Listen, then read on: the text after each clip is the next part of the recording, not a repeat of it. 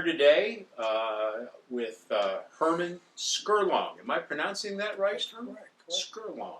Okay, great, great. This is part of the Veterans Breakfast Club Veterans History Project. My name is Glenn Flickinger. I'm a volunteer with the Veterans History Club. And we have Sean Hall today, who is the Director of Programming at the Veterans Breakfast Club. And we're really, really pleased to have Herman Skerlong with us today. His niece, Marianne Cibulis, is here. And she helped arrange this with Herman. Thanks very much. You're very welcome.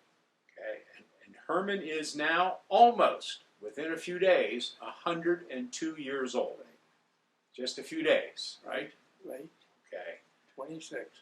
So Herman, if we could start way back 102 years ago, where were you born? And obviously you were born in 1920. We know that. So Lawrenceville. Lawrenceville. Okay. I know Lawrenceville. Born and raised in Lawrenceville. Lawrenceville. Okay. Right. And you were born in 1920. Right. What was the actual date? July 26. July 26. Okay. 1920. Okay. And what was your family doing in Lawrenceville? What kind of work did your father do? Well, my father, had a little business of his own. He had a dry cleaning business. Okay. He had a little shop of his own over in Bellevue. Yeah. But we lived in Lawrenceville, and until he's got the business going. Finally, he got it going, and then we finally moved it to North Side. We was right on the north side at the Bellevue High Bridge, if you know where that is. Okay. Yeah. We weren't on the Bellevue side, we was on the city side in Pittsburgh. Yeah. But right there at the Bellevue Bridge, that's where we called it on Brighton Road. Yep. Yeah. And is that where you went to high school? That's where I went to high school. Okay. Went to Oliver High. Oliver High School. Yeah. Okay. And that's where I was drafted from. Okay. So you would have been graduated from Oliver High School when, like 1938? I'm guessing 18 years old in 1938. Well, I didn't really. The war was on, and I wasn't ready to graduate. So I finished everything up with the Pitt University as soon as I come out of the Army. Okay. And I got the certificate and everything from the Pitt. That's where I got it from. Yeah. So you grew up in the 1930s in Pittsburgh, basically, Right. during the Depression. During the Depression. What was life like during the Depression for you and your family? Rough. It was rough in them days because most everybody that you knew had just as much as you did. It wasn't like today where you had your cutthroat business today. Everyone tried to get more than the other. In them days, you talk to your neighbor and they said, we know we're in the same boat as you are. In them days, they had party wall homes, a bunch of homes built together, together. Yeah. And behind those buildings, it was a big yard, one great long yard. And in them days, everybody planted a garden, born something, tomatoes, corn, whatever, trying to make a living, And that was a tough part of it. Did your father's business survive during the Yeah, Depression? it survived. Yeah, but it survived, and he had it, and he died, and he was 54 years old when he died. Yeah, when he died, he was 54.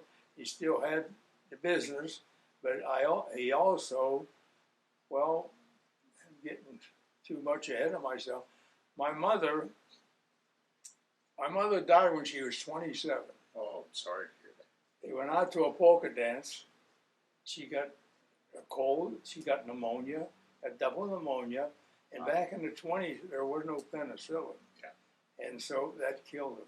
So she died in the 20s. She died. You were very young. Yeah, right. Yeah, I was maybe a year and a half old.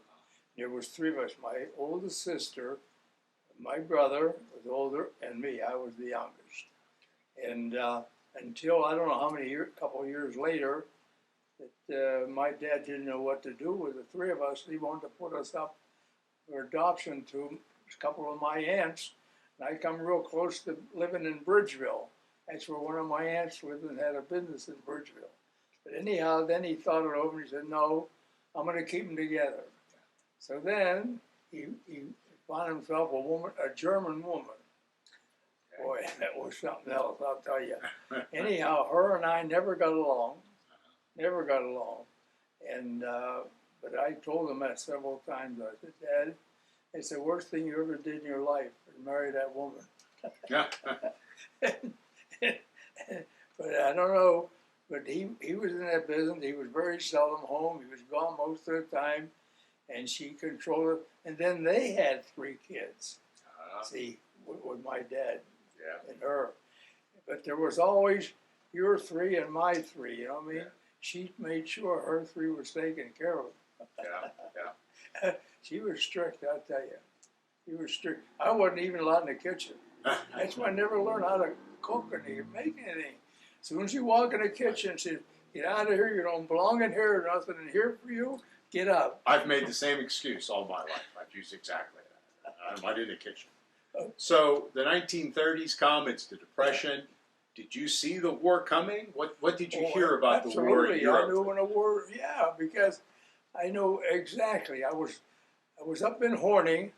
I was watching a soccer ball game, and my wife's brother came running down. He said, "Did you hear the news?" I said, "What news?" He said, "The Japanese just bombed Pearl Harbor." He said, "Come on up." Well, there were no TV, there was all radio, naturally. So he said, "Come on." I said, "Well, I'll be up there when the game's over. I'll come back up when it's all over." And then I could hear what's going on. Everybody had the radio on blast, you know what I mean? And the Japs were attacking Pearl Harbor. So then anyhow, after that, then I went home and, let's see, I was married then. I was married 1 year. I had a hell of a year. I got, let's see, my dad died, I got married, and I got drafted. 42, I was in some of the first drafts that come out, and I got drafted. So you were drafted. Do you remember the date in 1942? What month? I can't remember. Wait, well, pretty early in 1942. No, I can't remember the date because I can remember the date I got discharged. I can't remember the date I was put in, that I went in. But anyhow, when you got drafted, everybody went downtown to the old post office on Smithfield Street. If you guys know where the old post office is, it's still there. Well, everybody was being drafted, went there for a physical. You had to go down there. That's where all the doctors were, in the old post office. Yeah.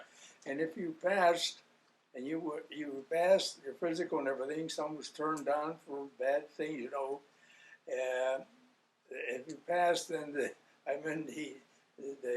sergeant next to that doctor said, "If you want to go tonight, we'll have your uniform on you for tomorrow."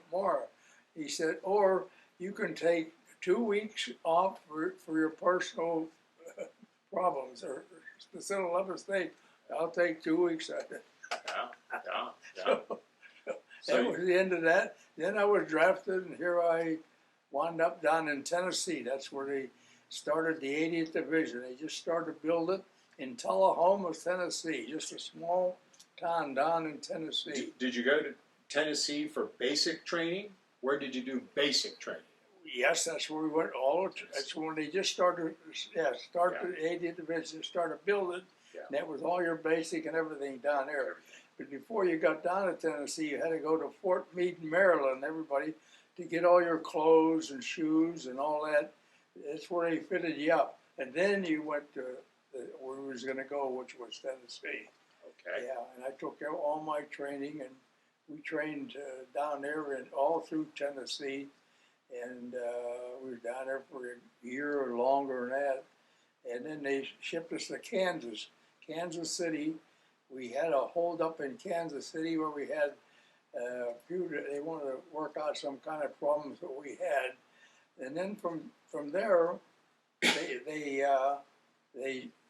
shipped the whole outfit to Yuma, Arizona. And we went and was training for the Pacific. That's what they told us. We didn't know what was going to happen.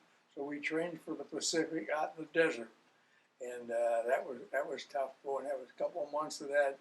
Out in the desert, there was nothing. You didn't have nothing. Everybody slept in tents, cots, and there was no water, no electric.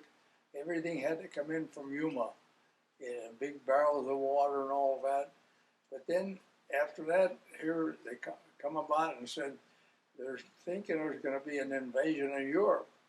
So the whole division was put together and started to ship them back to Fort Dix, New Jersey. Well, in them days, military that didn't fly, troops, they were mostly for the military. So everybody traveled by trains or buses.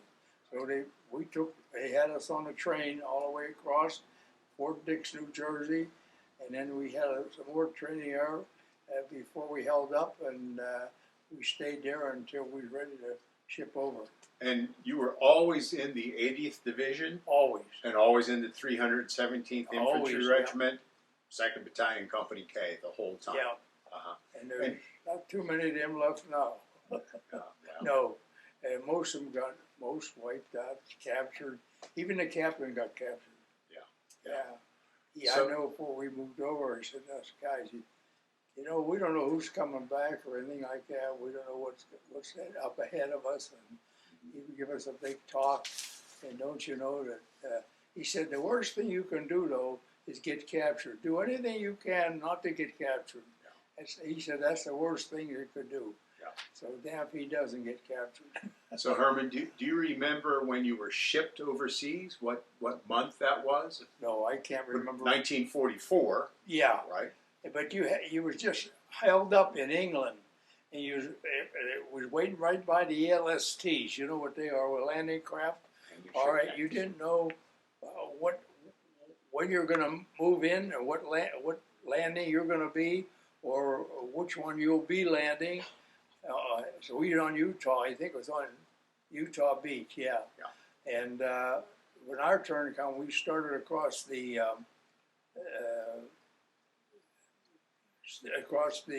over to France. Across the channel. And while we was going over there, I don't know, you guys will remember that. We was halfway over. It had the Queen Mary. We was on LST going over the channel. We on the LST. All you had to steel gates, and we practiced and practiced. All they practiced. And when the gates go down, you bail out. You can't see nothing. You don't know where you're going. As soon as the gate, you dump right in. So you don't know where you're jumping or anything. Then about halfway across, you remember Glenn Miller? I do, yes. Well, I don't remember him. I've heard of him. Okay, his plane got shot down Right. there over the channel. Right. Halfway across, it was so deep, and all that, the channel was really deep, that they didn't think about searching for the plane or searching for bodies.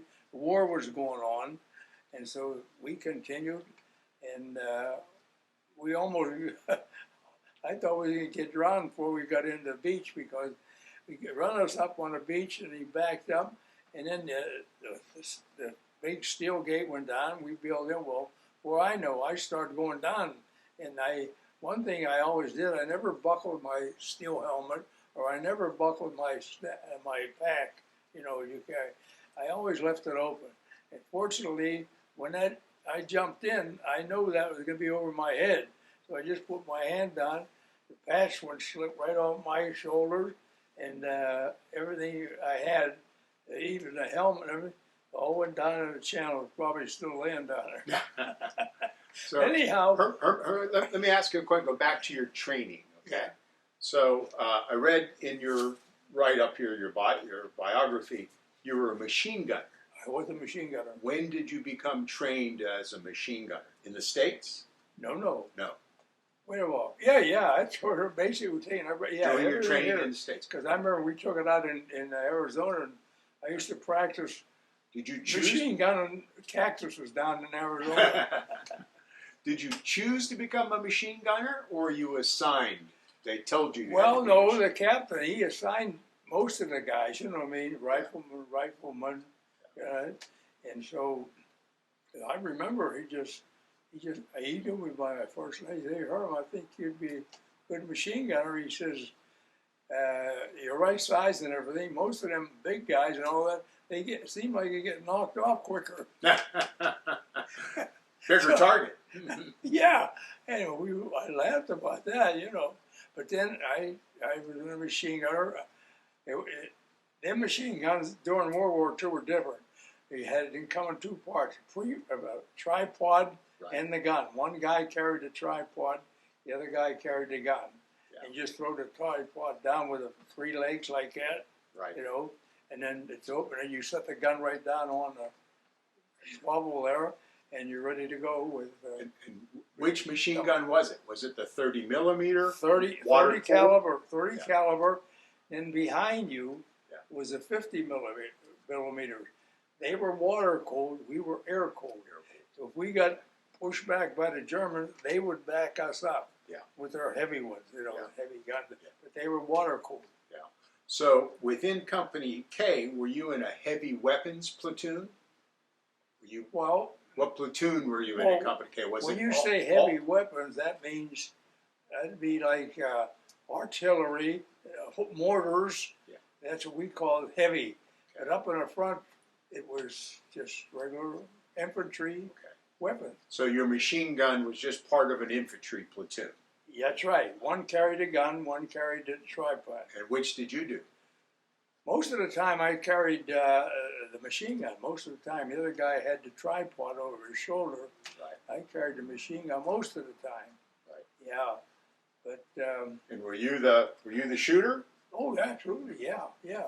Oh, yeah. And loading the belt, we had two guys. Let's see. I think 2 or 3 guys carried the ammunition in those steel boxes. Right. And there was 150 rounds in each one. And each one carried two ammunition bag, these steel box. Each one of them carried 2 of them. Yeah. So we had plenty of ammunition, but you could load most of it already loaded. When you give it to hand it to you before you shove it in the gun, it's loaded. But sometimes there was times that we pulled a lot of the shells out of there and we put tracers in there. So we know where we were shitting or what we were hitting, you know. Right, to have that bright light so you could follow it. Right. Yeah, we could see exactly what we were hitting. Right. Yeah. Right. So did you like being a machine gunner? Well. Did it make you more vulnerable? Did it make you more likely to get shot? No, mostly most of the machine guns try to protect all the riflemen. We used to most be on the flanks, so no Germans could sneak in on the riflemen. And most of the time we was had machine guns in 2 machine gun squad in each company, 2. Mm-hmm. All right, mine was, and that's what we did. And unfortunately, we was going through this big field one day after we took a big town. We were coming through the field there, nice and level and everything. And so we're coming through there, and captain said, or the lieutenant, he said to me, Herman, where would you want to take? You want to take the field of fire straight down this field, or you want to take the woods up where it's pretty high to walk up there, you know what I mean? And most of we're always pooped, we're always looking, we're trying to get some rest. And so I said, I'll take the high ground. So we went out, so I got the squad, we started up, we got up the top of the hill, and there's a bunch of trees and everything, I had a good eyesight, could see down there.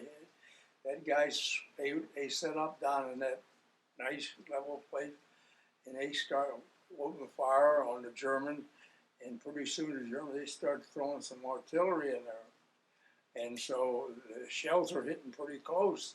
And I already said to them guys, hey, them guys are getting kind of close, maybe we got to get the hell out of here. And then he said, we waited a while, and pretty soon the Germans fired a 155 millimeter artillery shell right down where that machine gun squad was in that field. Yeah. It killed every one of them. This was in France? Yeah.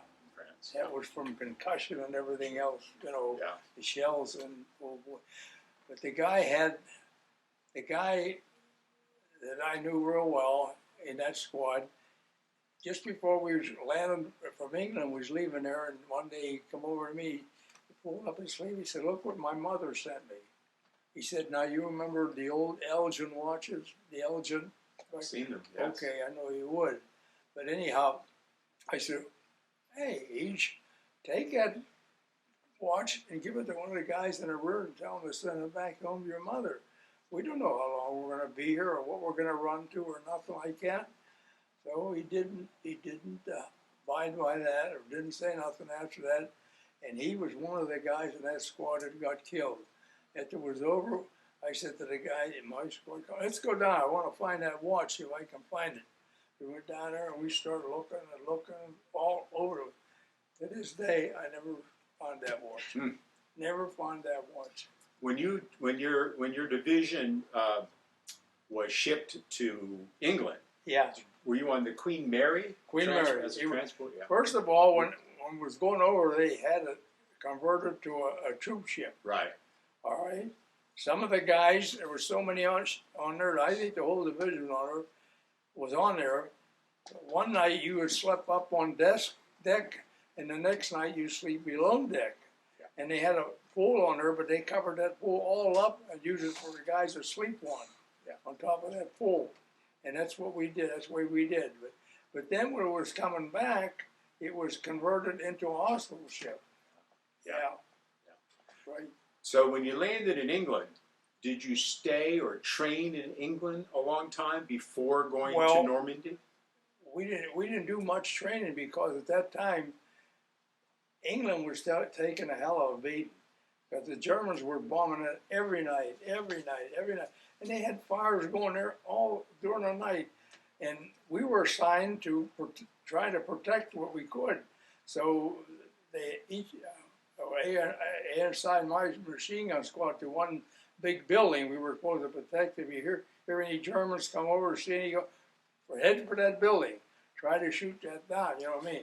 These were the V1s and V2s, I think, that you're were, right. Yeah, you're they right. were using at That's that time. right. Yeah. This would have been probably June of 1944. Yeah. After D-Day is when they started. Yeah, you're right. V1s and V2s. But then after that, it cooled down, but they took a hell of a beat.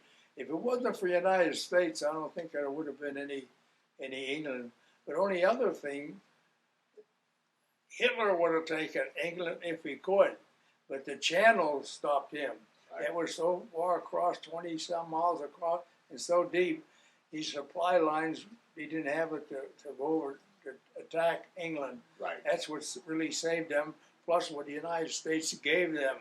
Boy, they gave them so much stuff and really saved them, I'll tell you. Lend-Lease program. Oh, yeah. You're right. So your division and regiment lands on Utah Beach on the 5th of August, I read. Okay. 2 months after D-Day. Oh, yeah. Right, and so your division and regiment then goes to the front. Do you remember where where you were in the front lines at first? Yeah, there was plenty of fire, plenty of action on the beach, going up a little bit because I didn't go up there very far into the beach, and we told the guy to crawl up as we could. Well, he had a bunch of hedges there and hedgerows. You heard about that. Yeah. Well, this one night I was crawling up to this, crawling through these hedges and trying to look out where the Germans were, or where we were. We were pretty close to the beach yet, but there was a lot of action going there yet. So as I got through them, and all of a sudden I bumped into something when I was crawling up there. And I shook my head and I turned over and I looked at it was a dead American laying there. And I thought, holy Christ, the medics will never find that guy in all this here. So I rolled the guy over. I took his bayonet out. I took his rifle, and I put the bayonet on the rifle, and I shoved it in the ground and put his helmet on top of it. I figured, well, if the medics come through there, they'll be bound to see that, the way up for the rifle and the helmet. So he'll be found, I'm sure, because if he had been laying there, they'd have never found him. And then I moved on, and that was one of the main things I seen right there was something else. I'll tell you. You remember the first day you were in combat? Yeah, well, the first day we got out was trying to get up on the shore and trying to get together the stuff that we lost and that. Every company had a Jeep each company had a Jeep, and the Jeep supplied you with all your ammunition you needed, your clothing, anything that you needed up on the front, as long as you had that Jeep there. But one time our Jeep run over a landmine. We only lived on rations. We never seen no cooked stuff since we left the United States. Even in England, we didn't have nothing like that cooked. We only lived on rations. You had C rations or K ration, one or the other. K ration was in a box about that big, and your fatigues that you fought in all the time had a big pocket here. You slide it right in there, and it was covered with wax. No matter when you crossed the creek, like we did a lot of times, river or what it was, nothing would go through that box at all. You open it up when you're ready to open to get something out or to eat. You open it up, it looked like it just come out of the shop. That's how good that was. But the K rations, you had to have a can opener to open it up, open the cans up. I can show you a can opener. I still got it. A can opener to open them cans up. So no hot food. No hot food. No hot food. The whole time you were in Europe. No food. No hot food. Yeah. One thing if you didn't have no rations, you run out. If your Jeep didn't get up or didn't bring the supplies up, you had to try to. When you went into a town, you took a town. The first thing you did is get in that town, and them French were like Americans were during the war. Everybody had a fruit cellar. You know what that was, right? And that's what they had over there. So the first thing we did is went for that fruit cellar because they'd put up a lot of jelly and stuff like that. And then we would take it, the German bread, what was it, pumpernickel or what the hell they call it. They used to get that and eat that bread. That bread was good. And that's what we lived on. And then no water. You needed water. You run out. You only had a canteen. So you went to a river. You went to a creek. Put your canteen down, fill it up. And at that time, the government gave you, you carried a bottle about that big. And you drop 2 of those pills in that water, and you wait about a minute or so, and you could drink it down. And you could feel the sand and that going down. But that's what we lived on. That's what we drank. Right. Yeah. So your regiment fights all the way through France. Yeah. Right. Yeah. Do you remember any particular battles there? One battle where the big battle was what they called Pont-à-Mousson. On that paper that I gave you, there's a lot of French towns that I can't pronounce them, maybe you can't pronounce them, but there's a lot of towns we took, plus other ones that are not in there. But there's one big one, it was Pont-à-Mousson, they called it. It was a big town. And the French didn't have any streets like we have. They had that pounded down clay, like some kind of clay, but pounded down. It was real hard, just like concrete, but it was clay. And that's the kind of streets they have. The only time you've seen any paved or any good street was in like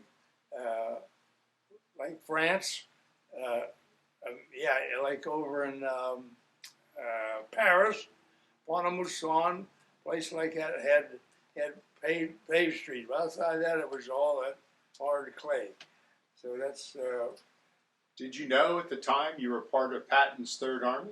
Oh yeah, he come up here a couple times. Did you see him? Oh yeah, he come up here one time, and he come up on a hill there with his Jeep.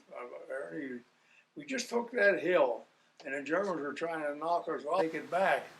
Then they started using artillery and stuff like that, and he just come up there, and he wasn't there not even hardly 5 minutes or so. He looked at his driver, and he said, "Let's get the hell out of here. It's getting hot up here." Yeah. He was that kind of a guy. I kind of liked him. The guys didn't like it. A lot of the guys didn't like him. He was a gung-ho guy. That's why him and Eisenhower never got along, because Eisenhower wanted him to hold up, wait up. And he said, no, we're going to keep on going. We'll keep on driving. When we kick the hell out of these Germans, we're going over and kick the Russians' ass. That's just the way the kind of guy he was. Yeah. And I kind of like him. Had his Pearl Harbor guns, you know, and I kind of liked the guy, but a lot of them didn't like him. A lot of them didn't like him. So you fight all summer through France, and fall comes along, winter comes, and you're Up near in the the front. Siegfried Line. Yeah. Do you remember much about the Siegfried We Line? were on some of the first ones up there, and we had no winter clothing whatsoever. We had just regular GI shoes, no boots, no winter jackets, no winter caps, nothing like that. We're up there, and it's raining, it's snowing, it's sleeting, and our captain called the rear echelon and says, "Where's all the winter clothes for all our troops here on the front line?" And he talked, and when he got done, he said, "You know what they told me?" I said, "No, what did he say, Captain?" He said, "They told me that they didn't know the war was gonna last that long." I said, "That's a hell of an answer." So I only had a real thin field jacket, a half of a blanket.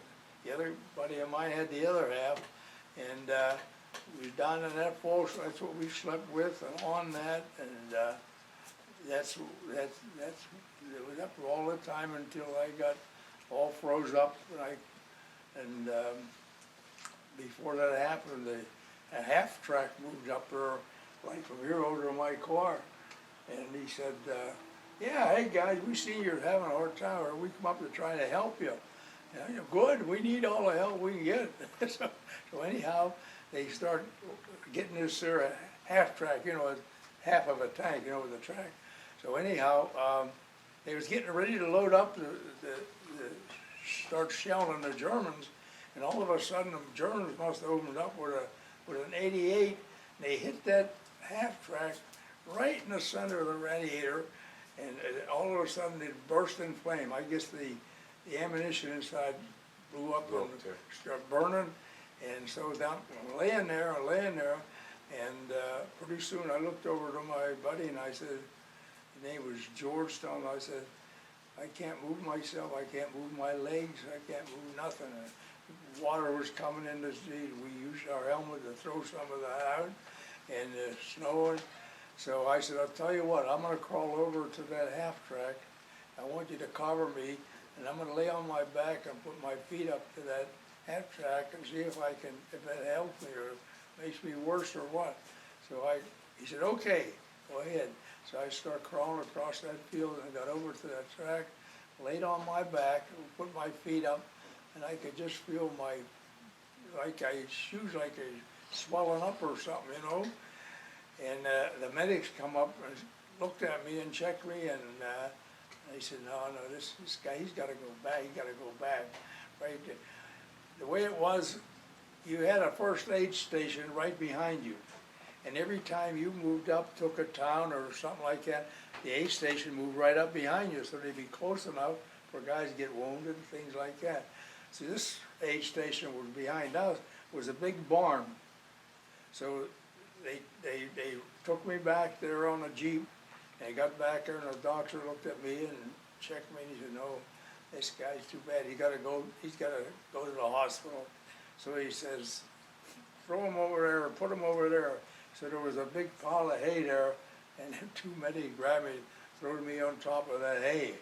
So I laid there all that night, laying there. He said the ambulance will be here in the morning. In them days, the ambulance had, I remember they always had two guys up and two guys down. Well, I was in the one on the bottom there, and my head was facing the driver. Well, we were going down this road, and he was taking me to, the captain said, "Take him back to Paris, that's the main hospital. They can do something for him." So he started down this road, and we were going down this road, and I could feel the ambulance going like that, you know, the ice and snow and that. And I said to that guy next to me, "Hey, I don't like this. I don't like this at all." All of a sudden, down over the hill it went. Down over the hill in a real open valley, and there was a big oak tree there, and he hit it right in the middle with that ambulance. Well, what happened, as soon as he hit that, my steel helmet flew off and hit him and knocked him out of the ambulance, and he was sitting on the ground. So we looked up and here the tanks were moving up where we just come from. They were moving up. And they come running down there and they said, "Hey guys, we seen what happened. We seen the ambulance going over." He said, "Tell you what we're gonna do. We're going up and we're gonna get a winch. We're gonna hook it onto your ambulance and we're gonna pull you back up onto the road." So they did that. They went up and got it, bring it down, and pulled us all the way on top of the road, got us straightened out, and then from then on, even though we're slippery that, but we wound up all the way back in Paris. And that was the only hospital they had, was a general hospital. And then we're all full of mud and dirt and everything, you know. Well, they didn't take you into the hospital. They had a separate building beside the hospital. They took everybody in there because you're all filthy, you're dirty and muddy, and they stripped you right down, everything, stripped you all down. They had a big fire going outside that building, and everything went in there. They don't, as soon as they took something out, went in there, they don't look at it, they have nothing. Everything went right in the fire. Well, it so happens, when they got me all stripped up, here I got my 45. All machine gunners carried 45. You couldn't carry no rifle. But I had a P-38 over here and a Luger. And so when they seen that, they said, "Oh, no firearms in a hospital." He said, "We don't allow no firearms in a hospital." They said, "Tell you, we're going to take that off of you, and you'll get it when you leave the hospital." I ain't seen them to this day. I'm sure they'd be somebody else's souvenir. They did. So Herman, They're the rear echelon. They could do that. They had access to wrapping packages and letters and all that and sent home. But we were in the front line. Only thing you had is what you could carry, or if you wouldn't carry it, throw it away. So that's the only thing we had on the line. I could have done nothing with that. But if I didn't wind up there, I'd have had 3 nice weapons. So Herman, you were suffering, I guess, from frostbite. Is that right? Frostbite, trench foot, yeah. Trench foot, frostbite. Yeah, legs and hands. Legs and hands. Yeah, well, I couldn't even walk. I couldn't walk. It was a good walk. I walked. How long did it take for I you to don't know. recover? It was a good while. Every hospital had some treatment for you, different treatment. They give you shots. They give you some kind of bath of some kind, and that's what the doctors did. So when they see they couldn't do no more, they said, "Well, I think we got to send you back back home where they got more facilities, better hospitals, better treatment, but you got to go to England first." So they took us from Paris across the Channel in England, but England had no hospital. They had Quonset huts. You know what they are? Metal buildings. That was their wards, and that's where you treated, and that's how I stayed there only for about 3 weeks, and the doctor said, "No, we got to send you back." That's when they converted the Queen Mary into a hospital ship. Okay. So now we're gonna send us back to the States. So we're going across the bay, going across to England, and we got part way out of there, halfway across, and there was a guy beside me, and he was in a cast from here all the way down to here, a cast, you know, wherever. And I looked at him and I got inquisitive. I said, "Hey, he was from Carnegie." I found that out. He was from Carnegie. "What happened to you?" He said that morning he just got up from laying on the ground sleeping, and he was yawning, and some sniper opened up on him. A sniper. He shot him right in the mouth. He didn't hit a tongue. He didn't hit no teeth. Nothing. He broke his neck. That's why he was in that cast. And he said to me, "Hey, if the Germans attack us and maybe sink the ship or something, make sure I get a life jacket, will you?" I said, "Don't worry, I'll get 2, one for you and one for me." He said, "You know me, with this cast on," he said, "I'd go down like a rock, you know, all that weight for that cast." So we went all the way back, and then that's when I got back in Staten Island. That's when they start separating the troops. Depends on your treatment, where you're going, what hospital. They said I was sent to Colorado. He went another way and then I never seen him after that. I never seen him after that. Herman, let's go back to when you got the frostbite.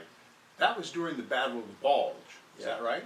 Yeah, And what else do you remember about the Battle of the Bulge before you got the frostbite? nothing. It's winter. It's winter. It's snowing. It's raining. And what can you see, or what could you? You know, there's nothing there. Yeah. There's nothing there. There's nothing fighting. You're up there trying to kill somebody, and they're trying to kill you, and so that's about it. That's all. Do you remember? But pinned down in a foxhole for that all the day and all that night, and the water was coming in, the snow and the rain and all that. Like I said, we were taking our helmets and throwing some of the water out, you know, and you didn't remember nothing until either the medics, you go back to the hospital or whatever happened, you get wounded, you get killed or what, you know. Yeah. Nothing to remember. It's just like in the wilderness. Yeah.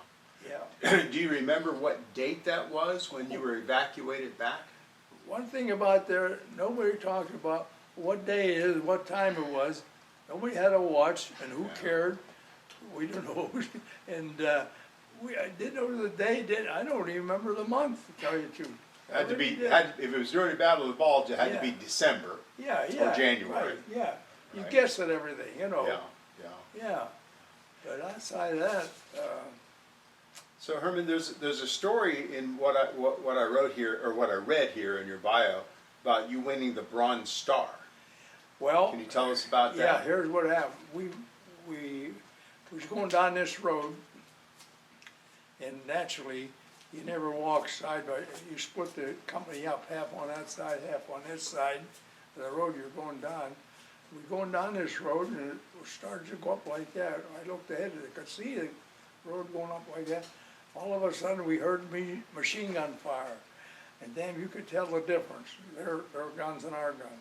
So there's one on each side of the road, and they're firing right down the road, right down both sides of the ditch there. And I don't know how many they hit with the first burst. And then the guy in front of me, he got hit in both legs. They machine gun him in both legs. Boy, he was bleeding pretty good. So then I'm laying there and wondering, there was a fence right there, like from here to where my son. I tried to reach over there, but they had wire cutters. I want to cut that, so I crawled over. I could see what was going on up there. Of course, you wouldn't dare put your head out past that ditch, because as soon as that happened, they'd open up. You'd hear a burst of machine gun fire. Anyhow, I thought to myself, I remember there was in the back, there was a culvert in the road, went from one side to the other, you know, the big culverts or the water runs through and that. I remember that. So I thought, if I could only get back there, I could find out what the hell was going on, you know, because you could hardly move. So I thought, well, I'm gonna take a chance. So I start going back, and I told the guy in front of me, don't move, don't get up, because if you do, you're a dead guy. I said, don't move, stay right like you're at, where you are, and we'll see what happens. We'll send somebody out or something. So I start edging myself out real slow, where they couldn't notice me moving, see. And then finally, after I don't know how many pushes I went back there, I got back to that culvert. And I got into that culvert, and inside that culvert, over the captain, our captain was sitting in there. He had the radio man, and 3 riflemen, and a walkie-talkie. They had a walkie-talkie in them days, and then we're sitting there and not saying much and wondering what we're going to do, I guess. And then pretty soon the captain says, we got to get that guy out of there. We got to get him out of there. He's been hit in both legs, and he's bleeding pretty good. I said, Captain, I know that because he was in front of me. I know him. And so I sat back again, he sat back again, and in a little bit I turned to the captain, I said, let me go out and try to get him. And he said, he hesitated for a minute, and he said, well, I don't know. So we're sitting there, and my assistant gunner sitting beside me, hit myself in a rib. He said, Herb, why you want to do that? We damn near got killed crawling back all down here to get here. And so notwithstanding a little bit, I said again to the captain, let me try. He said, I'll tell you what, I'm not telling you to go ahead and do something. I'm not giving you no command. I'm not telling you anything. He says, but I don't know, if you want to do this, if you're brave enough to do what you're going to do, it's up to you. Captain, I said, I'm going.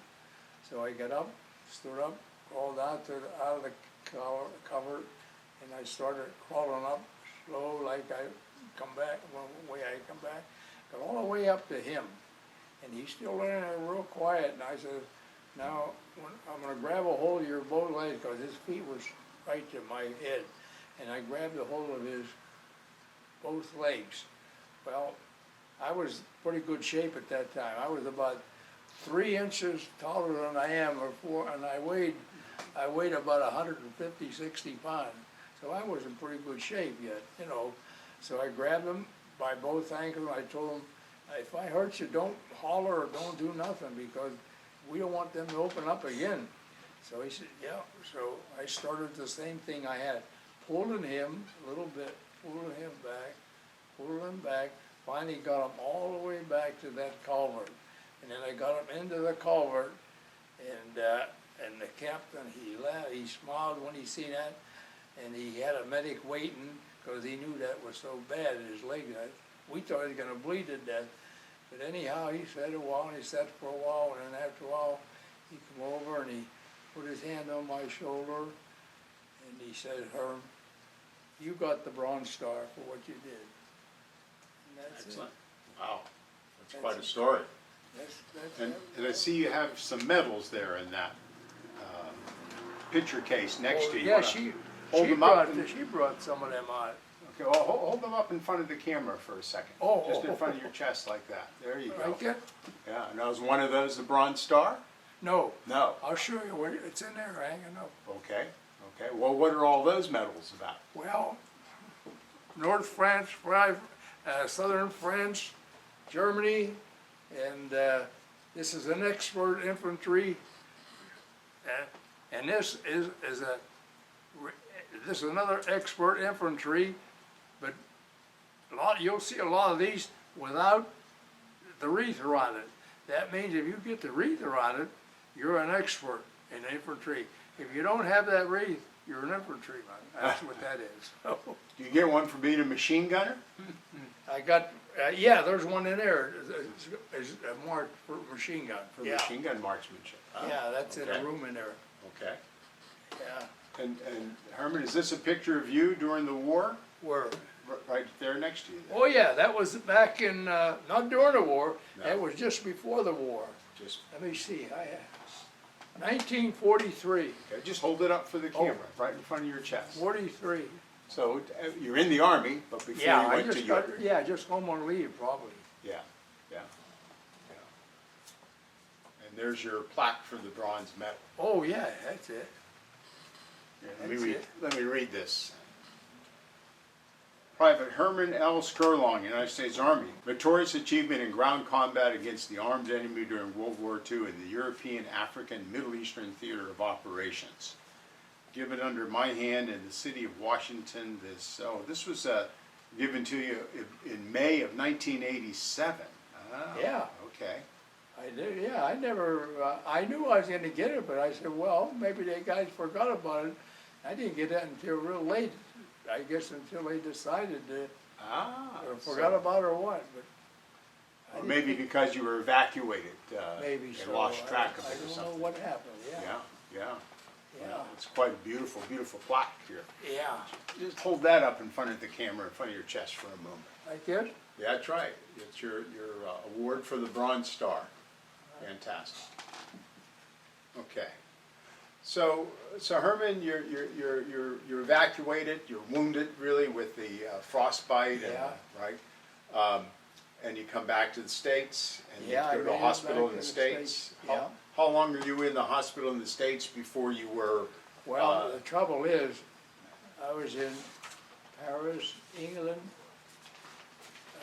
New York, and 4 different hospitals. And can't remember the time in each one, but I had to spend time, and doctors did different treatments on you, different doctors, different hospitals. But the last one I was in was the Colorado Springs. It was a big hospital, which a lot of guys, a lot of people don't know also, that was a big prisoner of war camp.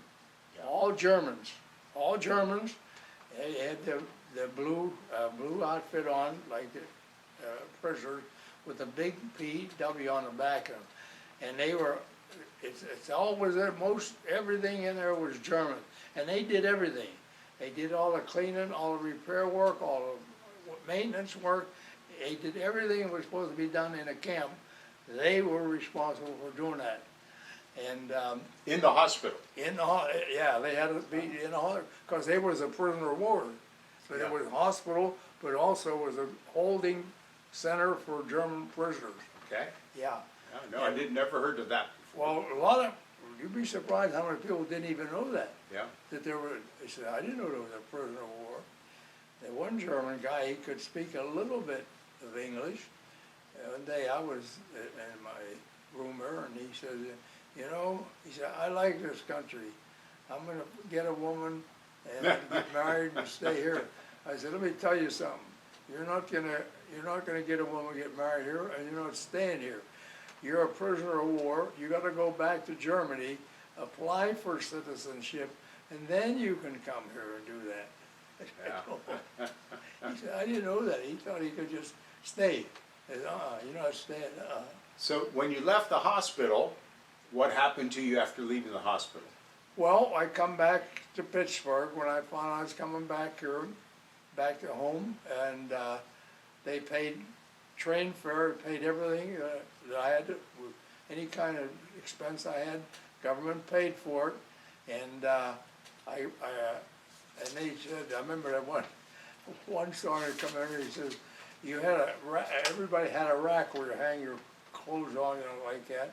They said, take all that stuff off of there, all of your stuff, as you're going home tomorrow, and he said, take all that with you, because we don't need that.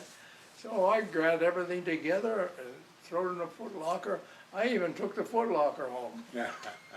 I went down to their station out in Colorado Springs and had it shipped to Pittsburgh. But I had that locker for I don't know how many years. And you know, somebody stole that Ah, or got it. I never found out what happened to it. So- Never found out. Were you discharged from the Army when you left the hospital? Oh, well, yeah, I'm in the hospital, I'm still in the Army. Yeah. Oh, yeah, oh, yeah. The captain there says, I got your discharge here, you pick it up in the morning, you come before me, I'll hand you the discharge. And he said, you don't have to salute me anymore because you'll be a civilian. I said, okay, Captain. do you remember what month that was? 1945. Do you remember what? June 30th. June 30th. Now you June- remember your discharge date I very well. remember that, June 30th. June June 30th, I remember that. Uh-huh. I And never forgot it. Were you fully recovered from the frostbite? No, I had a hard time, Oh, I've been treated at the VA, I don't know how many times I was in there, and finally, slowly, I had to progress and all the treatments, and they would give me, and finally, it started to come around, but the doctor said, don't ever let that happen again to you, because you might not be as lucky. Yeah. Well, I said, don't worry. For the longest time, I wore two undercoat, I wore two pair of socks, and make sure that I didn't get cold anymore, you know. sure. And then the war was over, and everybody was celebrating. Everybody was celebrating here in Pittsburgh. I remember I was going down Fifth Avenue with my wife, walking down it. Boy, what a wild place that was down there, going down Fifth Avenue, in the street, on the sidewalk. And all of a sudden, a beautiful blonde comes up and grabs a hold of me and gives me a big kiss. And my wife backed up and she looked at me and said, do you know that girl? I said, no. I said, the war's over, that's what they're celebrating. Great way to celebrate. I never forgot that.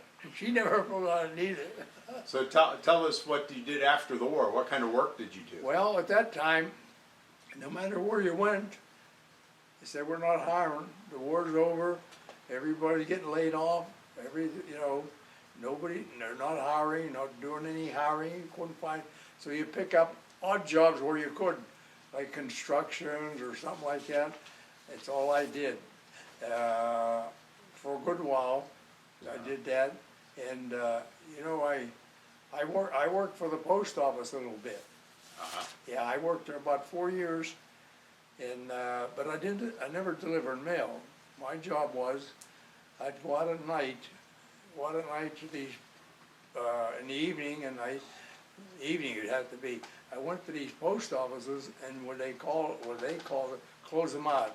Got their pouches, they put everything in a big pouch like that, with their receipts, their money, and everything. And them pouches were so rough on your hands and everything, it would cut your hands if you didn't wear gloves. That's how they were. But they also had a lock on there, just like a speedometer in your car.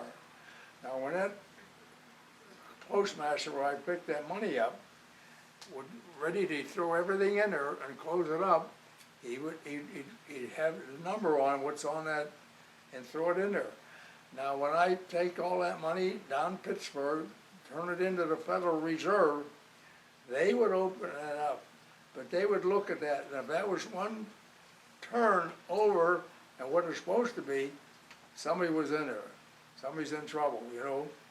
So, I seen them arrest so many guys down there at the post office, and I kind of that, oh Jesus.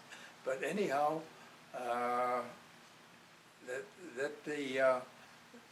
that's the way it was, and I went, the one bad thing about it, this one, Ingram, I think it was, they had a small post office there, a little alleyway you back in there, so I come out, I went on the street, made a turn, started backing up that alleyway. All of a sudden, I heard a hell of a thump on my truck. Boy, I pulled my gun out. I was armed. I was always armed. And the guy stood there, and I said, "What the hell do you want?" He says, "You know where certain street is." I said, "Hey, buddy, this is Ingram. I don't live here. I'm only, you know why I'm here. If you want to know where street is, why did you go to the post office? They know where everything is here in Ingram." So I didn't know what to think what that guy was up to. I don't know whether he was trying to hijack me or what. But when I went back to the post office, I told my boss what the hell happened. And he said, "You should have shot the guy." I said, "What?" I said, "What do you mean?" He said, "Well, that guy was on government property, and you'd have been cleared." And I said, "Holy right." Anyhow, that's one of the things that happened, but I hauled a lot of money. And it always wound up down the Federal Reserve. They'd bring a big buggy out there and throw all them pouches on there. I left the post office. I didn't stay there. I never retired from there. I said, well, they sold on this, but anyhow, I went to, I was out in San Diego, and a buddy of mine moved there from Pittsburgh. He lived up in Mount Oliver, and he told me one time, he says, "Herman, why don't you come out here? It's beautiful weather. You could live here. You could all that." And I said, "One day I will. I'll come out here, get a 30-day leave, and I'll go over their personnel office, and I'll see what they got." So I feel when it came, anyhow, that time coming, and I crossed the bay to the United States Navy, what it is, the Navy. And I filed an application and everything, and the girl looked at me and says, "Yeah, we could use you. Can you start next week?" I said, "What, next week? I'm here from Pittsburgh on a leave from the post office and all that." And she said, "Can you start the following leave?" I said, "Well, maybe if I cut it kind of close, I probably could." But then she says, "What about the post office? They know that I'm on leave, but they don't know where I am or nothing about me." The girl said, "Don't worry about it. It won't cost, ain't nothing. You don't even go back and tell them. Don't even call them or talk to them. We'll take care of everything right here in San Diego. The money you got coming, the leave you got coming, anything you got coming, we'll take care of it." And I could hardly believe that. So I went there, went through, and then we went to work for the Navy. That's when we started Navy. And I never heard nothing from the post office after that. I even got my post office badge. They never called me, I never talked to them. They took everything, done everything in California. I couldn't believe that would happen. But that's why I stayed there, about 12 years. I retired from there, Okay. from the Navy, Okay. working for the Navy. In San Diego. San Diego, right. Beautiful place. And it was a good job, I liked it, and I'm glad I did that, except moving out there. And then after I retired, I didn't know what to do. I said to my wife, well, we gotta make up our mind, either we gotta live in San Diego or we gotta go back to Pittsburgh. So she couldn't make up her mind, and so I waited for a while, a couple of weeks, to see what she makes up her mind. Finally, she said, she can't make up her mind. I said, I'll tell you what, I'll make up our mind for both of us. We're gonna go back to Pittsburgh and take our chances and see what comes out. So we did that. We moved back here, and it wasn't, months went by, and she thanked me very much. Her mother got really sick, and she died within the 6 months we moved. She said, see what would have happened if we'd have stayed out there. We had all the trouble we'd have went through. But she was happy and satisfied with it, and I stayed in Pittsburgh the rest of the time, like I am now. Yeah. So Herman, let's go back to World War II just for one last question. Go ahead. Okay. And anything we didn't ask you today that you would like to tell us about? Your favorite memory? Any of your friends? Any of your officers? What did you think of the officers that you served under? Well, some of them were pretty good. Some of them was good, and some of them wasn't too good, I'd say. A little bit cocky and things like that, but they wanted to let you know that they were officers. I know one time we was in Arizona, Yuma, Arizona, and like I told you, we didn't have no barracks, we have no water, nothing like that out there. Everything was under a tent. So this one night, one of our lieutenants stole a Jeep. He went all the way to Mexico with it, and they caught him down there and brought him back. And they brought him back, and when they brought him to Yuma, because he was right from our outfit, they said, you're gonna put you in jail. So the jail was a great big tent, and I happened to be on duty that night, you know, and sitting in the tent there, and he's sitting right there beside me, looking out the tent. And so he said to me, he said, if I would go out of the tent and leave and take off in through the desert, he said, would you shoot me? I says, Lieutenant, I wouldn't shoot you because I wouldn't be worried about you, because I know the coyotes and the snakes and everything, you lay down, they'd get you anyhow. I said, so I won't shoot. He made up his mind to stay, and they court-martialed him, and I don't know what happened after that. But that's one thing that stuck in my mind, I never forgot that. Yeah. Well, we thank you very much for your time and sharing You're your very- memories with us. You're very welcome, you're very welcome. You're- I hope I give you something worthwhile. Well, we love to get our veterans' stories down on tape so that it's Yeah. preserved for people to watch it for a long, long time and understand what men like you went through to preserve our freedoms. I back got in so World many War II. guys over at Giant Eagle, I've been there for so long, they all know me by my name and everything. Yeah. And so many of them ask for a little, come up to us, conversation and stuff like that. Can you talk a little bit about this or that? And I've done that to several guys. I did that, went to their house and talked to them a little bit, you know. They were so happy about stuff like that, lots of stuff they never heard about it, knew about it. Yeah. So that they got some knowledge out of it anyhow.